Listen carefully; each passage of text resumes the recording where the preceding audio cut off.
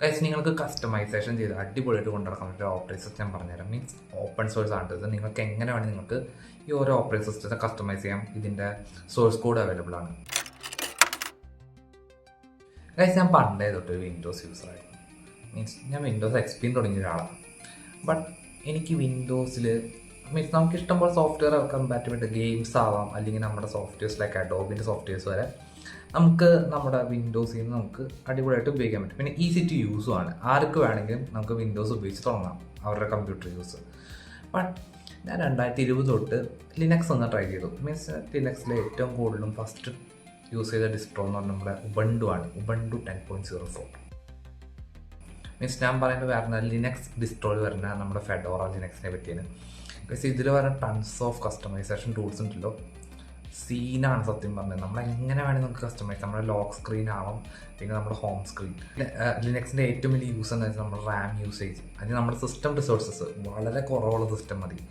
Means ഇപ്പോൾ ഈ ഒരു സിസ്റ്റം ബാക്ക്ഗ്രൗണ്ട് ഈ ഒരു ഫെഡോറ ലിനക്സിലോട്ടൊരു സിസ്റ്റം ഉണ്ട്.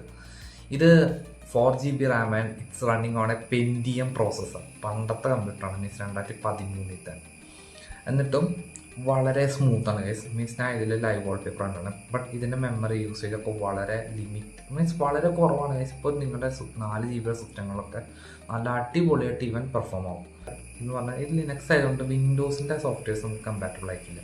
മീൻസ് നമ്മുടെ അഡോബ് സോഫ്റ്റ്വെയർസ്, പിന്നെ ലിനക്സ് നമ്മുടെ വിൻഡോസിന് വേണ്ടി ഡിസൈൻ ചെയ്യുന്ന സോഫ്റ്റ്വെയർസും. ബട്ട് ഇതിൽ കുറേ ഓപ്പൺ സോഴ്സ് സോഫ്റ്റ്വെയർസ് നമുക്ക് ഉപയോഗിക്കാൻ പറ്റും. നമ്മുടെ വീഡിയോ എഡിറ്റിങ്ങിന് വേണ്ടി നമ്മുടെ ഡാവിൻചി, പിന്നെ ഇങ്ക്സ്കേപ്പ്, ജിംബ്, അതൊക്കെ സ്മൂത്തായിട്ട് ഇവൻ്റെ ഓടിക്കോളും.